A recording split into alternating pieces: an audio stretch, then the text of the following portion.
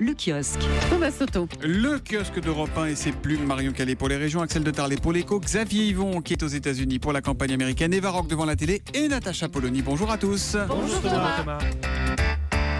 Alors ce matin, c'est le retour d'Astérix, figurez-vous. Pas celui qu'on aime bien, qui se moque gentiment de nous, signé Uderzo et Goscinny. Non, le politique. En une de Libération, on retrouve donc Nicolas Sarkozy en gaulois et Éric Zemmour, c'est assez savoureux, c'est vrai, dans le rôle du chien-chien idée fixe.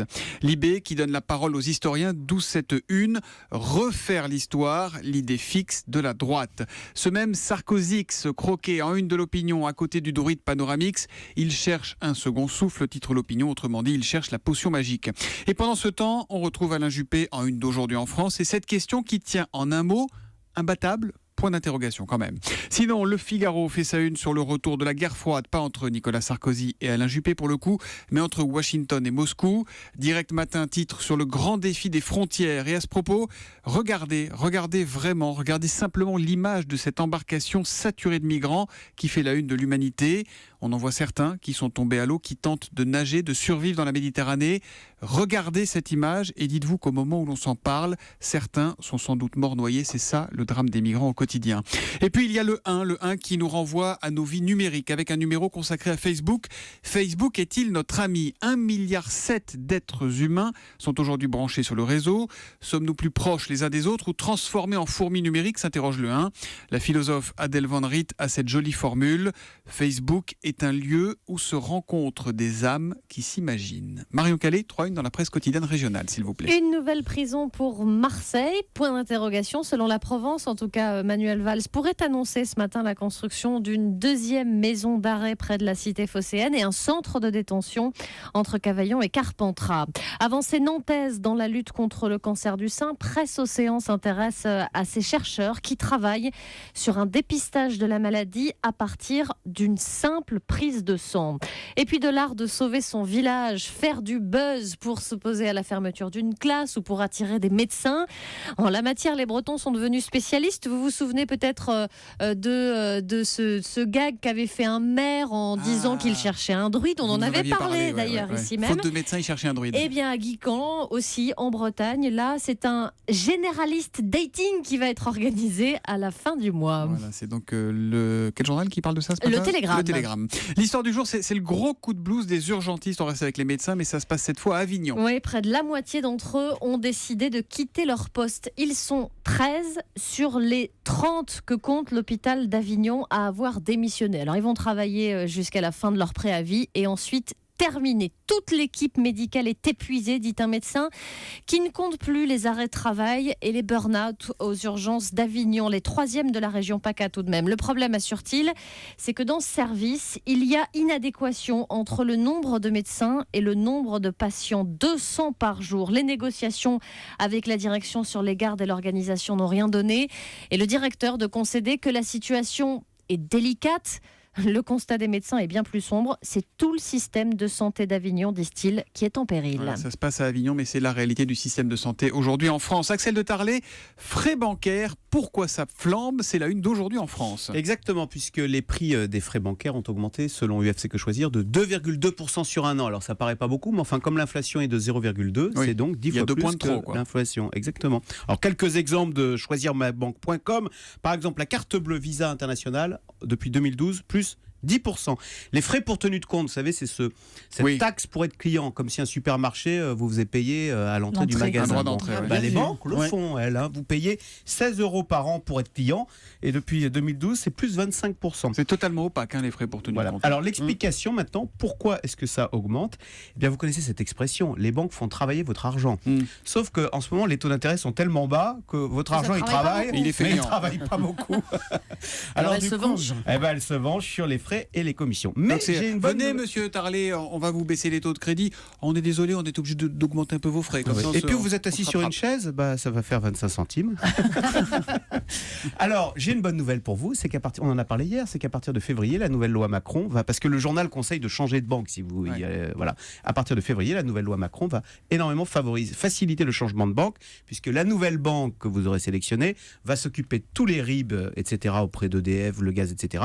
Et puis surtout, elle va répertorier tous vos chèques qui sont sortis depuis un an et assurer la bonne transaction finale. Voilà. D'accord. Donc faites jouer la concurrence. D'accord. Vous faites un peu la rediff de votre papier d'hier sur la Je fin, un petit recycle, peu, hein, voilà. c'est ça. Je suis comme le banquier. C'est la méthode Assimi, Axel de Tarlet. On va aux États-Unis. C'était à 7h15 pour les gens qui n'auraient pas pu l'écouter. Ouais, d'accord. Donc demain, 7h15, vous nous raconterez ce que vous avez fait à 6h45. À la une de la presse américaine, on retrouve tout de suite Xavier Yvon en ligne de New York. Ce matin, vous nous présentez une toute nouvelle encyclopédie, Xavier. Oui, l'encyclopédia Trumpis Insultatis, la liste complète des insultes de Donald Trump sur Twitter. Alors c'est la section statistique du New York Times qui a compilé tout ça, c'était du boulot. La page web est interminable. En 1 an et demi de campagne, Donald Trump a insulté 273 personnes, lieux ou choses via son réseau social préféré. Alors évidemment, sa cible numéro 1, c'est Hillary Clinton, la crapule, méchante, très bête et menteuse pathologique. L'accumulation est fascinante. Ses adversaires aux primaires y ont eu droit aussi. L'un est un imbécile, l'autre devrait faire un test de QI. Il aime bien aussi railler une sénatrice démocrate très en vue. Il la trouve dingo et il la surnomme Pocahontas à cause de ses origines indiennes. Et puis il y a aussi bien sûr les journalistes, les médias, les autres pays, un réseau de téléphones. Donald Trump a même réussi à s'en prendre à un pupitre du bureau ovale jugé bizarre. Ah ouais, quand même. Et il a même pris pour cible ça.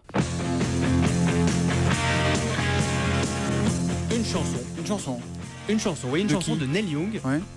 Le chanteur a demandé à ce que Trump ne l'utilise plus dans ses meetings.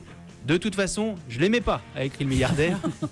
Et puis Neil Young est un total hypocrite. Et ce n'est que sur Twitter. Les historiens cités par le New York Times disent que jamais un candidat n'est allé aussi loin ou aussi bas. Et ça, le camp Clinton fait tout pour que personne ne l'oublie. Je vous ai dit hier que le démocrate Tim Kaine avait été dominé dans le débat des vice-présidents.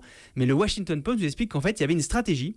Il ne s'agissait pas de gagner le match des numéros 2. Non, la mission de Tim Kaine, c'était de réciter devant des millions de téléspectateurs le plus d'insultes et d'inepties sorties par Donald Trump. Alors c'était pas mal, mais il n'a pas réussi à tout dire. Vous êtes un peu comme Axel de Tarlet, vous recyclez la fin de votre papier d'hier aussi. Décidément, c'est la nouvelle mode du kiosque ce matin. Ça s'appelle le feuilleton. Alors, on va regarder la télé en espérant que ce soit pas du replay. Hein. C'est bien du frais ce soir sur TF1 à 20h55. Oui. C'est pas Eva, c'est Emma. Et c'est Emma, c'est de l'inédit, c'est la nouvelle série policière de TF1. Alors Fred Vitulot, c'est un flic à l'ancienne, il dirige un groupe d'enquêteurs. Et puis il va accueillir Emma, c'est la stagiaire, fille très jolie, taille mannequin, regard perçant et première discussion dans la voiture. Officiellement, nos horaires, c'est 8h30, 18h30. Mais si tu comptes retrouver ton Jules à 19h, rêve pas trop. Jules ? Je ne connais pas de Jules. Enfin, ton mec, quoi. Oh, je n'ai pas de fiancé. Elle est un peu bizarre, Emma. Oui, On sent la voix, voilà. Froide. Alors en plus, elle adore les pourcentages. Elle connaît par cœur tous les codes de procédure. Elle réalise des autopsies. Elle peut boire 15 gin tonic sans flancher. Elle court accessoirement à 60 km/h. C'est une machine, exactement. C'est une APS, auxiliaire de police synthétique, un androïde. Et son patron va quand même devoir s'habituer à sa stagiaire de robot, qui a quand même certains avantages. Tu marches à pile ? Je me recharge sur une base prévue à cet effet. Je n'ai pas besoin de manger, boire, dormir. Mais je peux tout simuler. Les gens doivent penser que je suis humaine. Sinon, ils pourraient avoir peur. Tu m'étonnes. C'est pas mal. Oh là là, le contraste entre les deux. Là. Oui, alors c'est fait exprès, bien évidemment. Alors le thème de l'androïde qui est très présent dans les séries américaines, c'est la première fois qu'il est vraiment exploité comme ça en Elle joue France. très très bien l'actrice. Et c'est plutôt réussi, c'est très très bien joué. Alors en fait, il y a un point noir qui sont les enquêtes policières parce qu'elles n'ont aucun intérêt. On s'accroche plutôt au duo qui s'est formé là entre cet enquêteur et ce robot. Ça fonctionne très bien, les situations cocasses amènent un peu de légèreté. Et puis le plus intéressant, c'est le questionnement que sous-tend en fait la série. Y a-t-il une place pour les androïdes dans la police du futur ? Est-ce qu'on peut apprendre à un robot un brin d'humanité ? Comment gérer la cohabitation entre les robots et les humains ? Donc au-delà du côté divertissant, j'ai trouvé ça extrêmement malin. Il n'y a que 2 épisodes ce soir. Ça a Il va valeur de tomber amoureux test. du robot à un moment ou pas, non ? Ah ben vous allez voir. Ouais. Moi je Non. parie qu'il va tomber amoureux Pas du du robot. tout, en fait. Racontez pas tout. Emma sur TF1 à partir de 20h. Ils sont fatigués ce matin dans le kiosque. À partir de 20h55, allez vous reposer. À demain les On amis. peut faire des séries autres que policières. Oui, avec des brigands et des voyous. Rendez-nous l'instit.